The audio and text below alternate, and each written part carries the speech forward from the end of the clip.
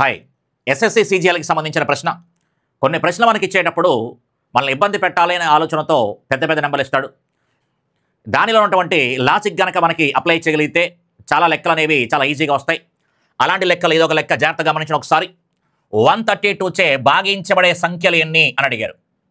132 చే భాగించబడే సంఖ్యలు ఎన్ని అని ప్రశ్న అడుగుతూ కింద మనకి ఎక్కువ నెంబర్లు పెద్ద నెంబర్లు కూడా ఇచ్చారు.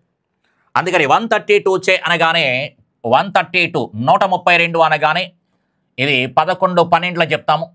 ఇక్కడ 12 అనగానే 3 × 4 అని చెప్తాం. అందుకే 132 చూడవలసిన అవసరం లేదు. అక్కడ వాడు ఇచ్చినటువంటి నెంబర్లో 11 టేబుల్ పోయేది, 3rd టేబుల్ పోయేది, అలాగే 4th టేబుల్ పోయే నెంబర్ చూసుకుంటే చాలు. అందులో మనకు అనుకూలంగాను ఈజీగాను ఫస్ట్ చూసుకోవాల్సింది 4. 4తో డివిజిబుల్ అవ్వాలి, 4వ ఎక్కం పోవాలి అంటే కనుక చివరి 2 అంకెలు చూసుకుంటాం. చివరి 2 అంకెలు కనుక 4 చేత భాగించబడితే టోటల్ నెంబర్ అంతా కూడా 4 చేత భాగించబడుతుంది. అందుకని 45 4 చేత భాగించబడదు, 70 4 చేత భాగించబడదు, 26 4 చేత భాగించబడదు, 54 4 చేత భాగించబడదు. అంటే మనకేం మిగిలినాయి 660 924 1452 1980. నెక్స్ట్ 3కి సంబంధించి మాట్లాడుకుంటే కనుక టోటల్ చెక్ చేసుకోవాలి. టోటల్ చెక్ చేస్తే కనుక 3 కానీ 6 కానీ 9 కానీ రావాలి. టోటల్ మనకి 3 కానీ 6 కానీ 9 కానీ రావాలి.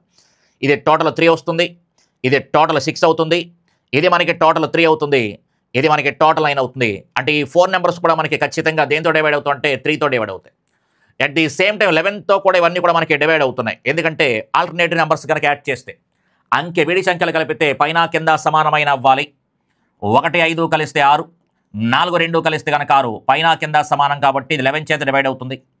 1 8 9 కాబట్టి 11 చేత డివైడ్ అవుతుంది. 9 4 13 13 - 2 అనగా 11 చేత డివైడ్ అవుతుంది. ఇది 11 చేత డివైడ్ అవుతుంది. అంటే టోటల్గా మనకి 132 చే డివైడ్ అయ్యే నెంబర్స్ ఎన్ని ఉన్నాయంటే కనుక 4 అని చెప్పుకోవచ్చు. ఓకే అండి, వీడియో నచ్చితే లైక్ చేసి సబ్స్క్రైబ్ చేసుకోండి. అలాగే ఈ వీడియో మీ ఫ్రెండ్స్ ఎవరికైనా ఉపయోగపడుతుంది అనుకుంటే వాళ్ళకు కూడా షేర్ చేయండి. Thank you.